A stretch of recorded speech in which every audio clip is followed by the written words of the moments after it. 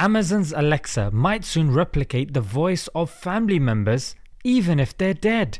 The capability, unveiled at Amazon's Las Vegas conference, is in development and would allow the virtual assistant to mimic the voice of a specific person based on less than a minute of provided recording. Let's take a look. Let's take a look on one of the new capabilities we are working on, which enables lasting personal relationships. Alexa, can Grandma finish reading me The Wizard of Oz? Okay. But how about my courage? Asked the lion anxiously. You have plenty of courage, I am sure, answered Oz. As you saw in this experience, instead of Alexa's voice reading the book, it's the kid's grandma's voice. That's a genius. Assalamu alaikum, you wonderful people, and welcome to another episode of Smile to Jannah. With regards to this tool, there are many security concerns that people have. There's many ways that this tool can be abused. And to be fair, we're not even certain if it's even going to be released to the public. Maybe Amazon just wants to flex. But the thing that concerns us is the parallel and the similarity of a story that we're aware of when it comes to Dajjal, the Antichrist. And that is something to the effect of when he's let loose upon us, he will claim to raise the dead. So he'll say something like, look, you don't believe that I'm God? If I raise your dead mum and she says I'm God, are you going to believe? People are going to be like, well, yeah. And then it seems to them that their mother's there, but in reality it's just going to be the devil, mate. Now the point here is not, aha! There you go. There's a little similarity between this technology and Dajjal. Therefore, we should stay away from it. It's from the devil. It's from the shaitan. Oh, the day of judgment is coming. Listen, I'm ready for the asteroid. I've had enough. That's not what I want to get into. What I want to get into is when people say, how on earth would somebody fall into that trap? Well, in both of these instances, there is a common denominator. Yes. Yeah. I'm not saying they're identical and Dajjal is here, mate, and he's going to be using Amazon's Alexa to mislead us. Give me a break.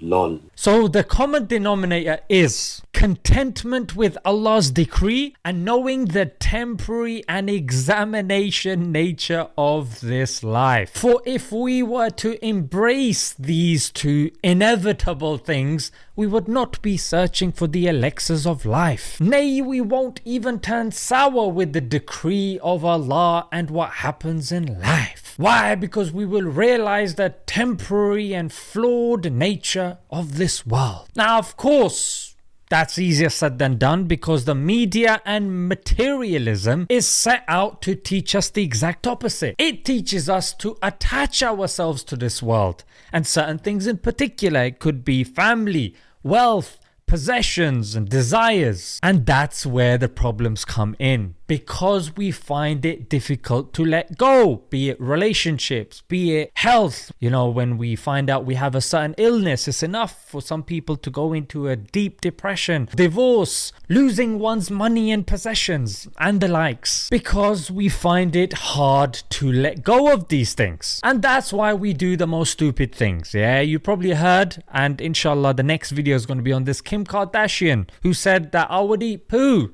Yes, I would eat poo if it meant me being able to stay young. And some people are willing to sleep around just for promotion in their workplace or for fame. On the other hand, you've got people that will sell their own family members and people of their religion and country folk just because of $1 and a dime. Which one of y'all put a dent in my car?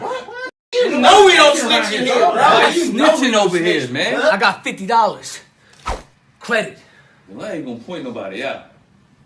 And similarly, people will sell their faith when it comes to Dajjal just so they can see their parents again. Why? Because they have not come to terms with the fact that this world is temporary. Whenever you talk about death, people are like, don't talk about death, mate. That's such a dampener, mate. Why do you have to always bring up death? For God's sake. People don't want to hear about it. Why? Because they haven't yet come to terms with it. So that's one of the things that, guys, when it comes to stuff like this, it's very important.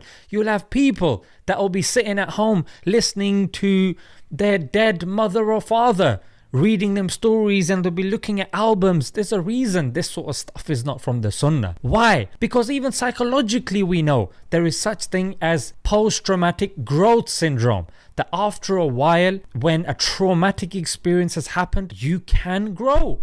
And you will forget those things as well. That's one of the blessings. You know, forgetfulness is a blessing. Because if we remembered everything, subhanallah, we'd be so miserable. So guys, yes, the culture tells us have albums and photos and stuff like this. But is that really advantageous for us? Something that's happened in the past, a past relationship, and you watching that, then what are you doing? You're living in the past. And now your present is being affected by it, and also your future as well. So look, if certain stuff has happened, there's no point immortalizing it in pictures, for God's sake, or immortalizing it in Alexa. Look, somebody's gone. The most you can do for that person is read, give sadaqah on their behalf, perform hajj, umrah, whatnot, or practice what they preached and read for them. That's all you can do. Let's leave it there, guys. Until next time, Assalamu alaikum.